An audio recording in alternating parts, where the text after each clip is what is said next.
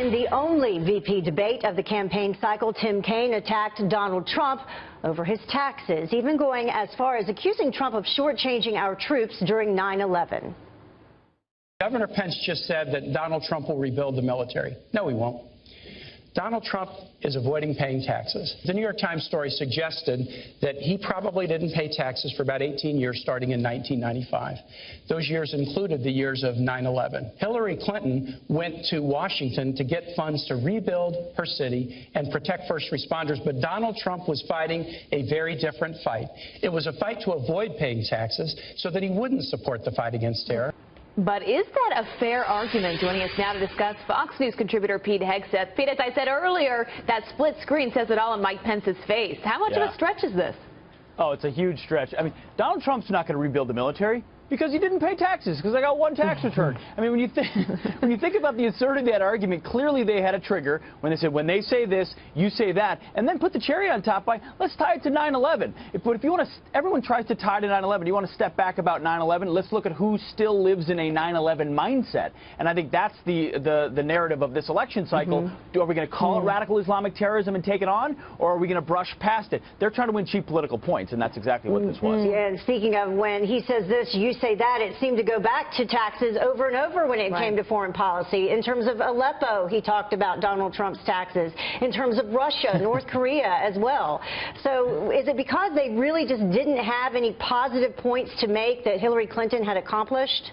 Well, I think that's exactly right. Mike Pence said it very well, a very Reagan-esque line. You know, are we safer now than we were 7 years ago? I mean, do we feel like the world is more secure? Do we feel like America's standing is higher, that American leadership is where we want it to be? And everyone has to say no. And when you look at that, it's because of the carnage of the policies of a red line we didn't enforce, of a status of forces agreement we didn't sign, and a residual force we didn't keep that led to the rise of ISIS, a disastrous Russian reset. All of these are Hillary Clinton, Barack Obama policies that have made the world less secure, and they've got nothing to defend there. Well, that's a good point. I think that's what voters are wanting to hear right now versus Donald Trump's taxes on 9/11.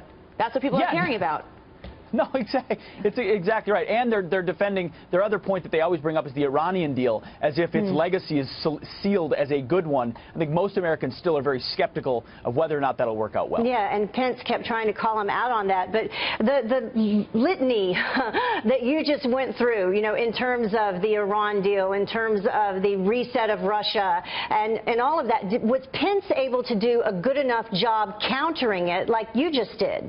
I thought he did a nice job. I mean, he's more plain-spoken, very earnest. I think that comes off well, and he made the straightforward argument that when you don't sign a status of forces agreement, you don't finish what you've started, you lead to more problems. That it's not just Al-Qaeda, this is ISIS we're facing now, and your policies led to it. So he did a nice job, I think, on that particular angle, making the case that the policies of this administration are responsible for instability. Yeah, and that's what the voters care about right now. Yeah, right now we have ISIS. Yeah, Pete, always and good to see you. refugees, all of that. Good to see you. Very true. Thanks, Pete.